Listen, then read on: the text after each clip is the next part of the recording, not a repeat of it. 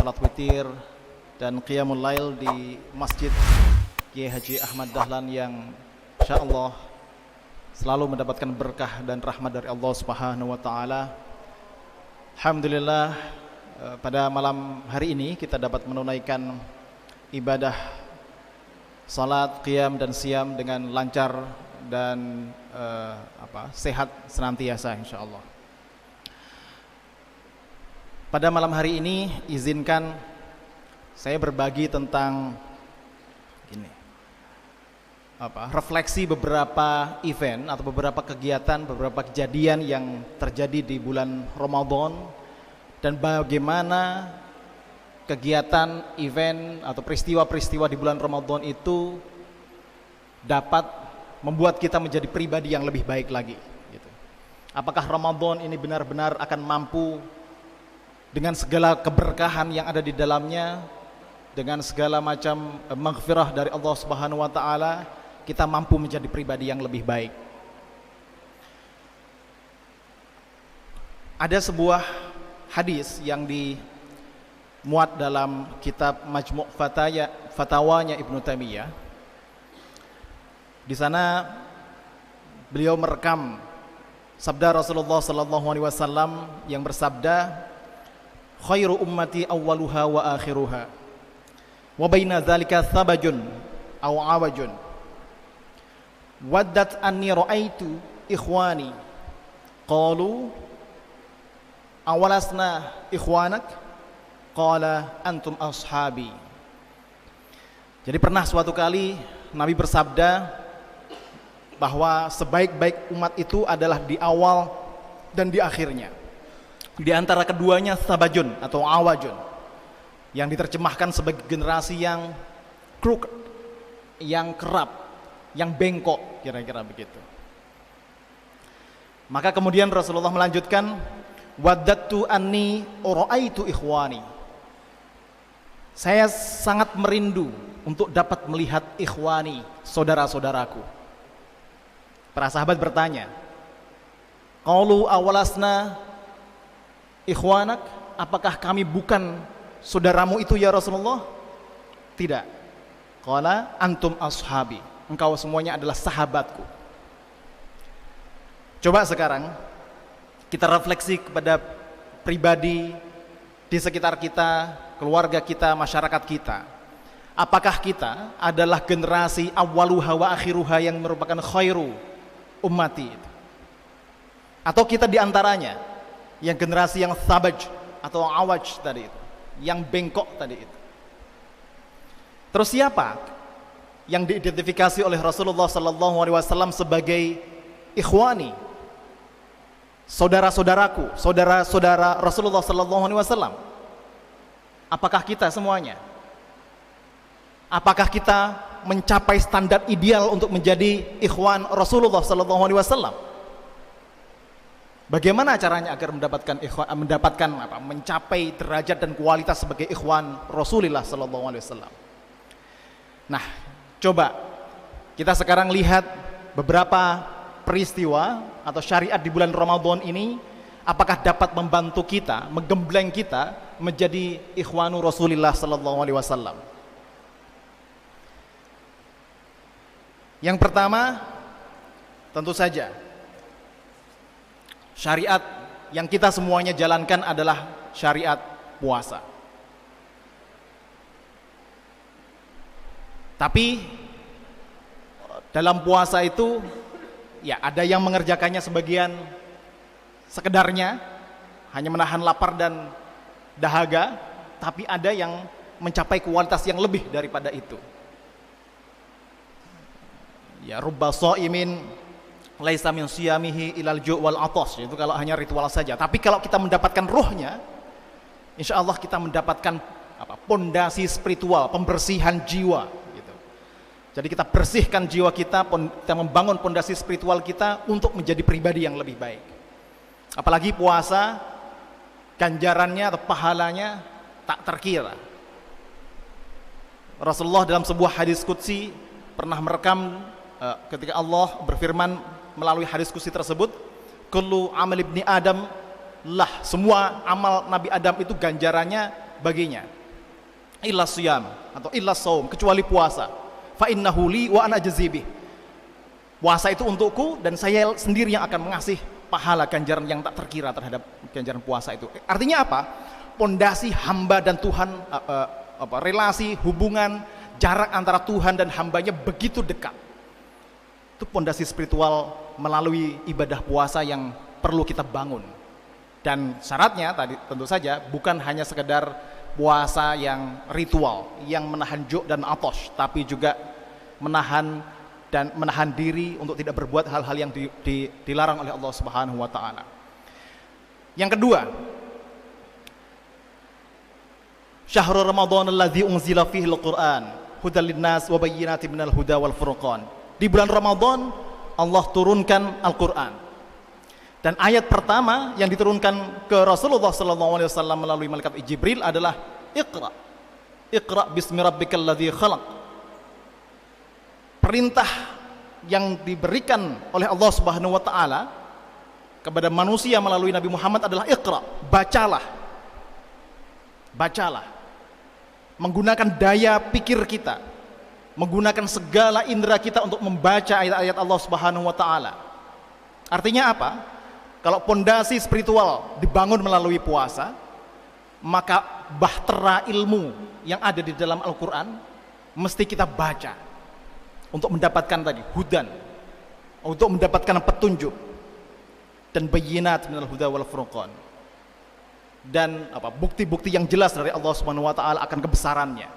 Jadi selain pondasi spiritual, kita juga membangun pondasi intelektual sebagai generasi muda muslim, sebagai kaum intelijensia Islam gitu. Dengan mempelajari Al-Quran, dengan mentadabburi Al-Quran. Tapi bukan hanya pondasi spiritual, bukan hanya pondasi intelektual, yang tak kalah pentingnya juga peristiwa yang terjadi di bulan Ramadan adalah Ghazwatul Badr, Perang Badar, sebuah peperangan yang merupakan tonggak kepercayaan diri kaum muslimin di Madinah melawan kaum Quraisy di Makkah, di mana 1.300-an lebih pasukan kafir Quraisy melawan sekitar hanya 300-an orang kaum muslimin di Madinah, bisa mengalahkan yang ribuan tadi itu. Artinya apa dari situ? Bulan Ramadan juga mengajarkan kita akan adanya courage, nyali, perseverance, ketahan bantingan. Apapun masalahnya, apapun tantangannya, sebesar apapun tantangan dan masalah yang kita hadapi, dengan spirit Badr di bulan Ramadan, kita bisa membangun courage, ketahan bantingan, ketidakmudahan untuk menyerah, terus berjuang sampai mendapatkan kemenangan. Itu spirit Ramadan.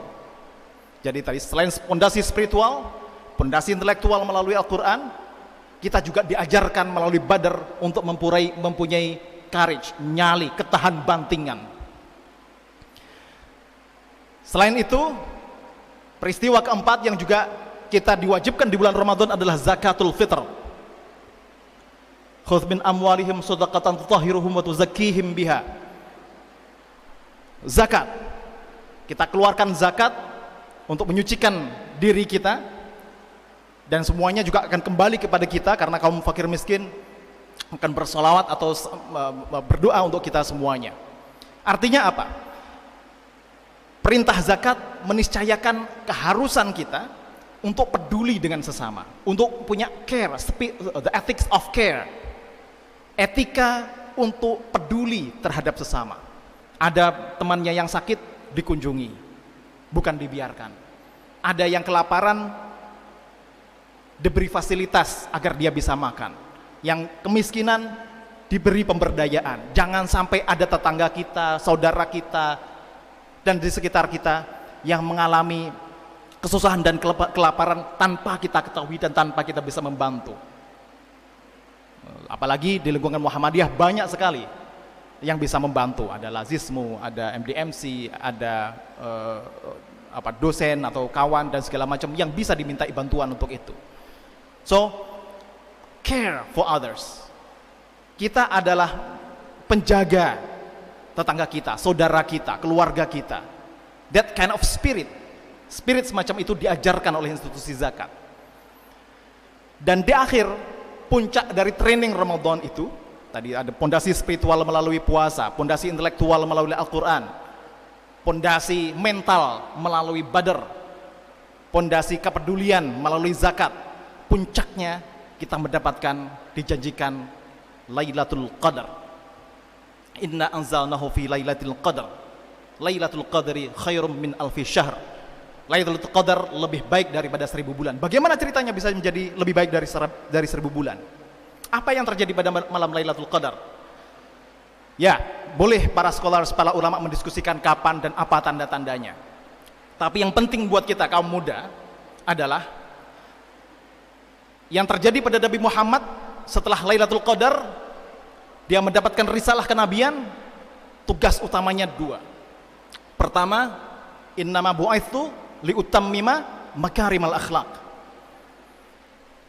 Kita bertransformasi melalui Lailatul Qadar itu menjadi pribadi yang punya akhlak mulia, punya integritas, punya karakter yang kuat. Itu misinya Nabi Muhammad setelah Lailatul Qadar. Dan kedua, wa ma arsalnaka illa rahmatan lil alamin. Engkau tidak kami utus kecuali untuk menjadi penebar mercy, penebar kasih di atas muka bumi. Jadi puncak training Ramadan harusnya menjadikan dengan pondasi spiritual yang kuat, pondasi intelektual yang kuat, pondasi mental yang kuat, dan spirit care terhadap sesama tadi itu menjadikan kita sebagai pribadi-pribadi yang secara pribadi punya karakter kuat, dan secara untuk sesama kita menjadi penebar manfaat, penebar kasih, penebar rahmat bagi sesama. Irhamu man fil ard yarhamukum man fis sama. Beri rahmat, kasihi orang-orang yang di bumi, insya Allah yang di langit atau Allah Subhanahu wa taala akan juga memberi rahmahnya kepadamu. Itulah puncak training Ramadan, kepribadian yang muttaqin itu. Secara pribadi punya karakter kuat, dan secara sosial dia menjadi penebar rahmat. Kalau begitu, kalau model pribadi yang semacam itu dapat tercapai, para sahabat pun iri dengan orang-orang yang semacam itu. Pernah suatu kali dalam sebuah perbincangan Rasulullah SAW juga ditanya oleh para sahabat, ya Rasulullah, hal ahadun khairum minna, apakah ada seseorang yang lebih baik daripada kami? Aslamna ma'aka wa jahadna ma'ak, kami berislam denganmu dan berjihad juga bersamamu. Qala na'am, tapi Rasulullah mengatakan ya. Siapa mereka?